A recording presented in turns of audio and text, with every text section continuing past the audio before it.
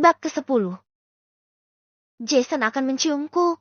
Tapi, kenapa aku tak merasa senang? Aneh, bukankah aku menyukainya? Kenapa dengan perasaan ini? Batin Zizi yang bingung dengan perasaannya sendiri. Wajah Jason semakin mendekat. Namun Zizi menolak dengan gerakan berpaling. Zizi bahkan tak tahu kenapa dia berpaling wajah. Semua itu hanyalah refleks semata.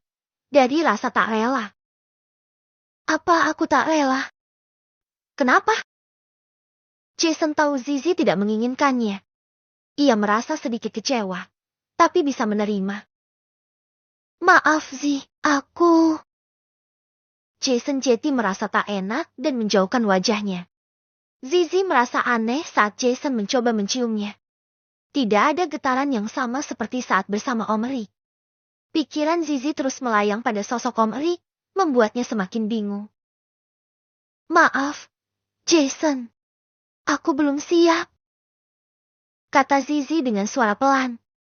Jason mengangguk, meski ada kekecewaan di matanya. Aku mengerti, Zizi. Kita baru saja mulai pacaran. Aku seharusnya lebih sabar. Zizi tersenyum lemah. Maaf kalau aku terlalu cepat dan gegabah. Zizi mengeleng, masih ada rasa tak nyaman di dada.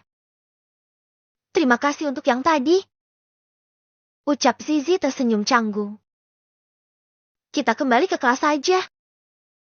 Zizi mulai mengayunkan kaki, tapi Jason menahannya. Zi, aku sungguh-sungguh minta maaf. Aku harap nanti kita bisa tetap seperti sebelumnya. Jangan menghindar. Kata Jason dengan pandangan memohon. Zizi tersenyum. Kenapa kamu berpikir begitu? Aku hanya takut. Zi, hal yang aku inginkan malah membuat aku jadi jauh darimu karena kamu belum siap. Gak usah dipikirkan. Ayo ke kelas. Ajak Zizi menggenggam balik tangan Jason. Jason merasa lega. Zizi tidak marah. Ia mengerahkan genggaman tangan dan berjalan beriringan. Mereka berdua kembali ke kelas dan belajar seperti biasa. Mencoba melupakan kejadian tadi. Namun, pikiran Zizi terus melayang pada Om Rick. Zizi berjalan melambat hampir terhenti. Di ujung gerbang sana, ia melihat seseorang yang selalu menemani malam-malamnya dalam kehangatan. Pria itu baru saja mematikan mesin motornya. Om Rick, tanpa melepas helm full face-nya, menoleh. Dengan langkah cepat setengah berlari, Zizi mendekat. Om! Om Rick tak mengatakan apapun, hanya mengambil helm dan memasangnya di kepala Zizi sampai terkait sempurna. Sudah, ayo. Katanya lalu menyalakan mesin motornya. Zizi duduk di jak belakang dan melingkarkan tangannya di perut Om Rick. Tuas gas ditarik. Motor matic itu meluncur di jalanan. Di dekat gerbang, Luna dan Eva mengintip, penasaran siapa yang menjemput Zizi. Siapa itu tadi? Tanya Luna. Eva menggeleng. Aku tidak tahu. Sepertinya cukup mesra. Kamu udah dapat gambarnya enggak tadi? Dap. Bagus. Ayo kita harus melaporkan ini pada Cecil. Luna mengangguk setuju. Mereka segera menemui Cecil dan melaporkan apa yang mereka lihat. Apa ini? Ini foto yang kami ambil di depan gerbang. Tadi, Zizi dijemput sama laki-laki. Kata Luna menunjukkan 2 slide foto yang diambil diam-diam. Mereka terlihat mesra banget, sampai peluk perut segala. Eva menambahkan dengan sangat yakin. Cecil mencermati foto itu, merasa tak asing dengan postur tubuh si pria. Kayaknya, laki-laki ini gak asing sama aku. Katanya. Maksudmu? Apa mungkin Jason? Tebak Eva yang langsung mendapat pukulan dari Luna. Gila ya, kamu? Gak mungkin lah. Kalau Jason, pasti keluar bareng sama Zizi. Lagian, postur tubuh mereka juga terlihat berbeda, tahu? Cecil tampak berpikir keras. Kalian ada foto lain yang menampakkan wajahnya? Tanyanya pada kedua temannya itu. Enggak. Dia pakai helm Valvis, terus enggak dilepas sama sekali. Jawab Eva dan diangguki oleh Luna. Ya udah, makasih ya, kata Cecil. Cecil semakin yakin bahwa Zizi sudah menikah dengan seorang pria yang lebih tua. Walau ia masih belum tahu siapa. Tapi, ini saja cukup untuk jadi bukti pada Jason nanti. Sore itu, Cecil menemui Ryan, orang yang dia suruh menyelidiki Zizi. Ia menunggu di sebuah kafe dekat rumahnya. Tak lama, seorang Ryan muncul dan duduk di depan Cecil. Apa yang kamu temukan? Tanya Cecil. Ryan mengeluarkan beberapa foto. Cecil mengamati. Ia bisa melihat wajah seorang pria yang berdiri berhadapan seorang perempuan yang membelakangi kamera. Hampir semua begitu. Sudut tangkapan foto tidak begitu bagus. Kenapa semuanya begini? Nggak jelas. Tuntut Cecil pada Ryan. Susah nyari anggolnya. Cecil mendesah pelan. Apa hanya foto ini yang kamu dapat? Kamu mau yang bagaimana? Tempat tinggal, status pernikahan. Sudah menikah? Yes, benar dugaanku. Memang dia sudah menikah. Berani sekali mendekati Jason. Cecil bersorak gembira seperti habis dapat lotre. Tempat tinggal nggak perlu, aku sudah tahu. Sambungnya menambahkan sebelum Ryan sempat membuka mulutnya. Apalagi yang kamu dapat? Kamu nggak minta macam-macam, jadi aku tidak mencari tahu lebih lanjut. Cecil melirik pada Ryan yang tampak santai saja. Sebenarnya kesal juga, tapi ya sudahlah, daripada masih harus ribut dengan teman sendiri. Cecil kembali melihat foto-foto itu dengan cermat. Sampai di melebar terakhir, ia melihat sesuatu yang mengejutkan.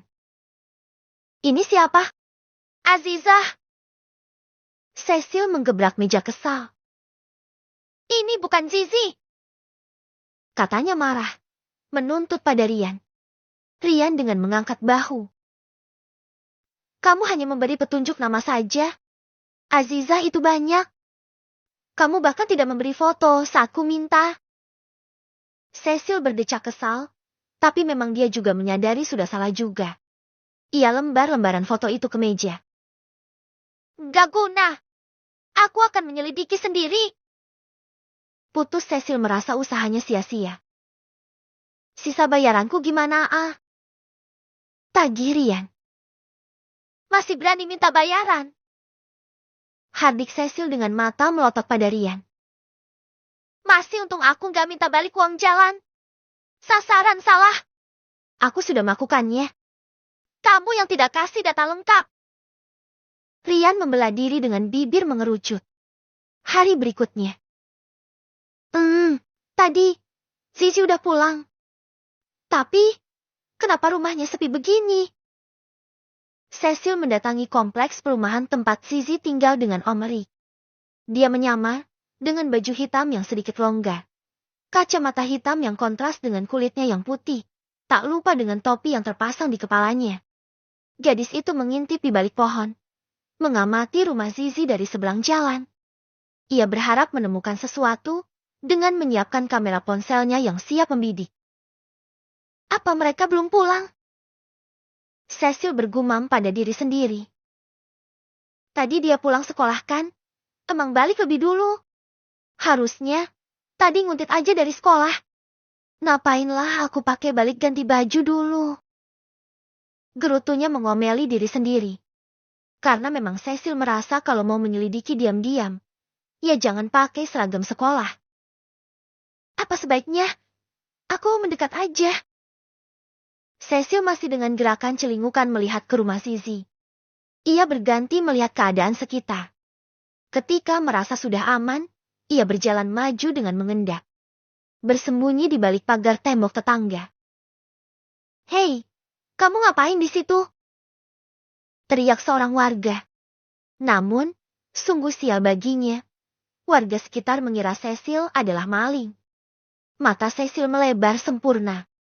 Ia tak berani menoleh ke arah belakang. hanya tubuhnya yang menegang. Mengendap-endap kayak maling. Mata Cecil makin membulat melebar. Maling? Jerit batinnya.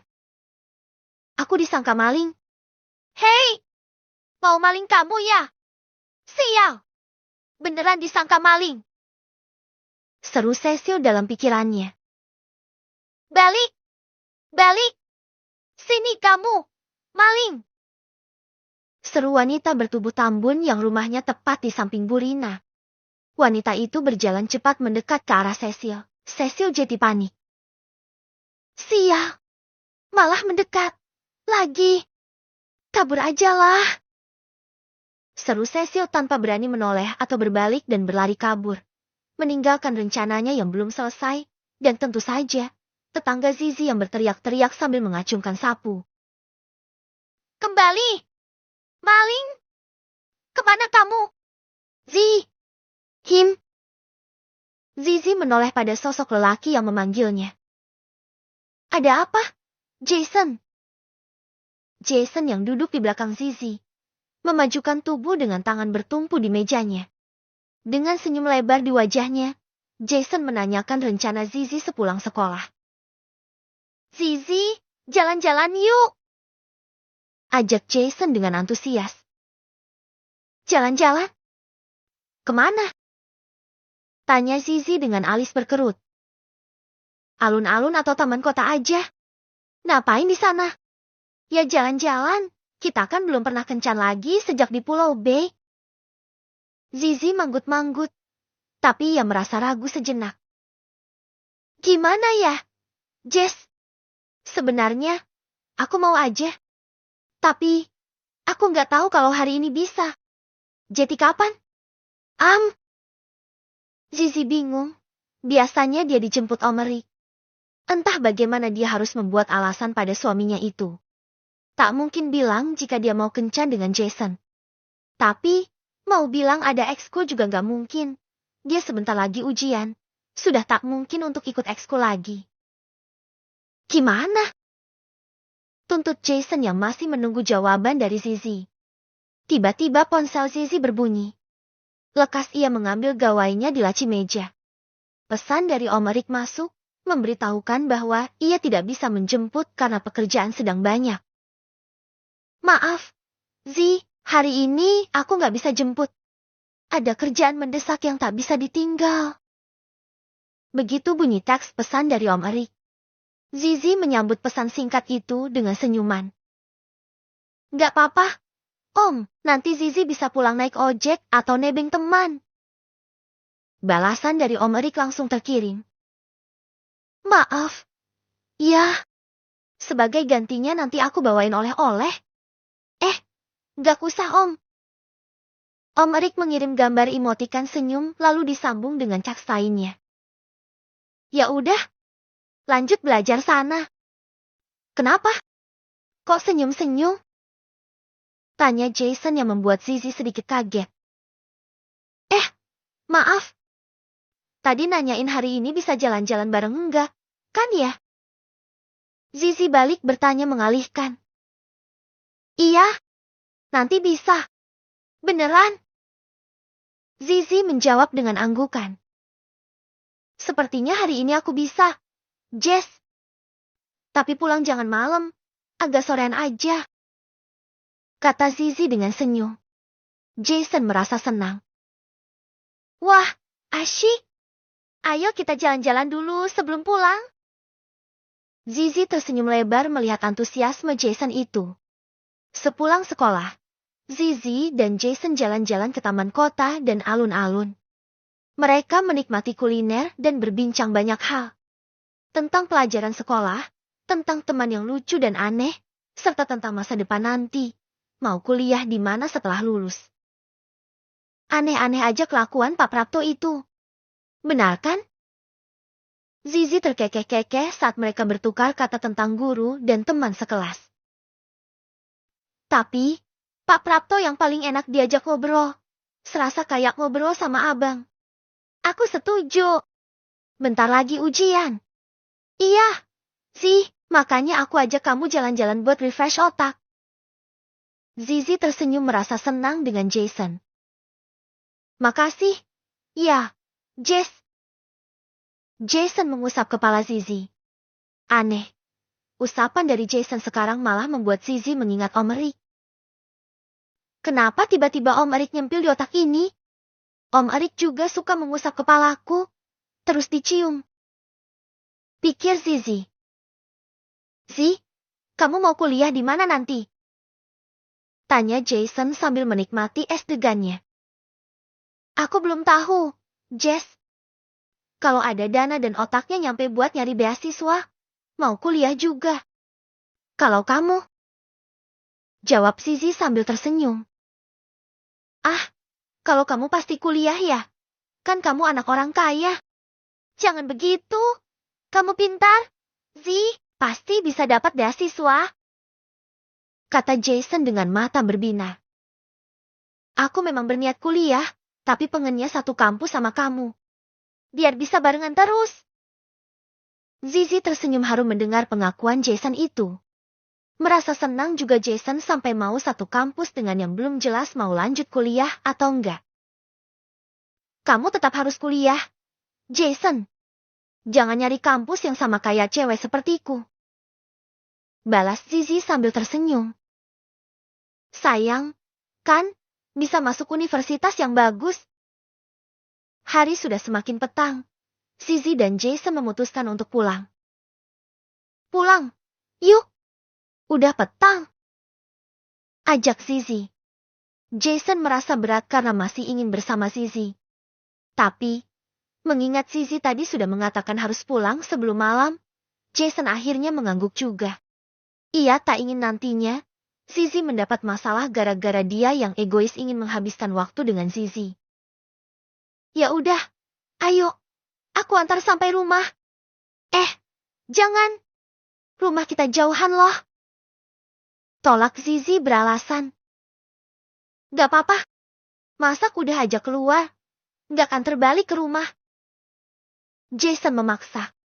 Zizi bingung dan berpikir, jika sampai Jason tahu rumah dan Om Erik bisa gawat. Akhirnya, Zizi memutuskan meminta diantar ke rumah Pak Agung saja, rumah ayahnya. Oh, gitu ya? Kalau gitu, oke deh. Kata Zizi dengan senyum terpaksa. Jason merasa senang akhirnya tahu di mana Zizi tinggal. Jason mengantar Zizi sampai di dekat rumah. Ini rumahmu. Rumah ayah. Kata Zizi mengkoreksi yang membuat Jason tersenyum. Oh iya, rumah ayah ya? Katanya sambil memandang rumah minimalis itu. Kalau gitu aku pengen ketemu ayah. Sambungnya sambil turun dari motornya. Seketika, Zizi panik. Ia saja tak berniat pulang ke rumah. Tapi, Jason malah ingin bertemu dengan ayahnya. Bisa gawat nanti kalau Pak Agung tahu. Dia tak bersama Om Erik. Jangan. Kenapa? Karena. Zizi berpikir keras bagaimana menolak dan mencari alasan yang tepat. Ayah sedang pergi. Lain kali saja, ya. Katanya nyengir. Oh, gitu. Ya udah. Dengan berat hati, Jason pergi. Aku pergi ya, kalau gitu. Salam buat ayah. Zizi hanya tersenyum saja. Setelah Jason pergi, Zizi bernapas lega. Akhirnya pergi juga. Aku juga harus segera pergi dari sini. Gumamnya melirik rumah yang hampir 17 tahun ia tinggali itu. Sorot mata Zizi berubah jadi sedih. Ia rindu juga pada ayahnya. Tapi, Zizi masih ingat dengan pengusiran sang ayah. Aku gak akan pulang kecuali ayah yang minta. Katanya dengan sorot mata sedih. Dengan kaki yang berat, Zizi mengayunkan kakinya. Namun, Zizi! Siapa kira-kira yang memanggil ini? Bab ke-11. Zizi!